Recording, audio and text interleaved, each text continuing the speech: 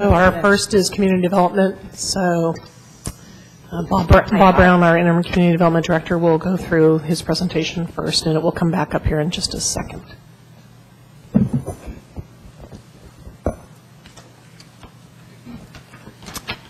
Okay, I think we're on. So the mission statement, the mission of the Community Development Department is to preserve the environment and to build for the future. The overall department budget is anticipated to be about $2 million in expenditures, and the projected revenue is about $1.5 million. So that then works out to about a cost recovery of about 70%. So that very, very tiny wedge on the far left is the Community Development Department's impact on the general fund.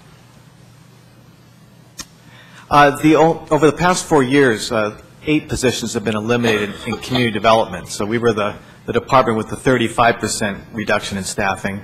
This budget proposes a status quo in terms of staffing levels, although, as the city manager mentioned, one of the senior planners who's been charging time to the general plan fund will be shifted back to the general fund. Next. I think all the council are very well familiar with the functions of our 3 divisions, so we can move forward. In terms of accomplishments, it's been a very busy year with a great deal of staff energy devoted to the evaluation of housing sites and appropriate densities. We've tried to keep abreast of the regional planning activities, which have been somewhat fast and furious.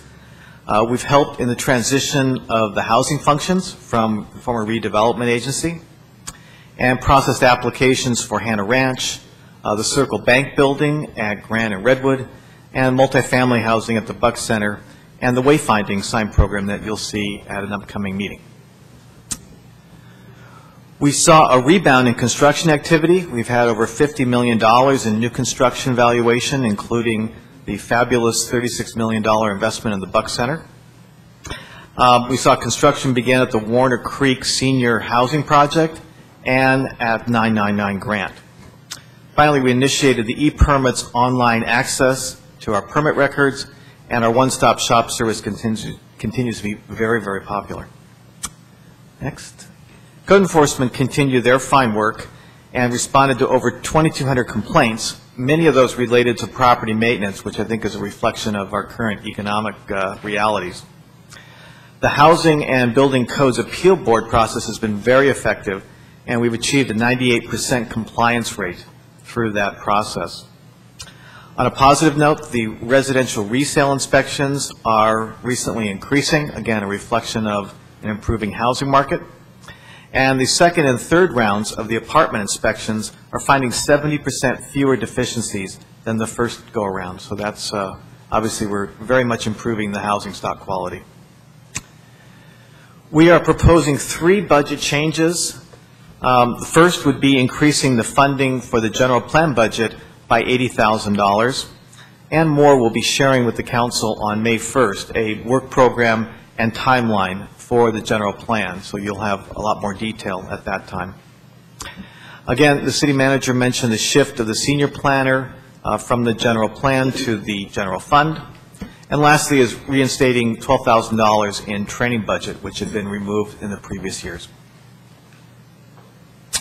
In terms of our goals and objectives, it looks to be an even busier year this coming year.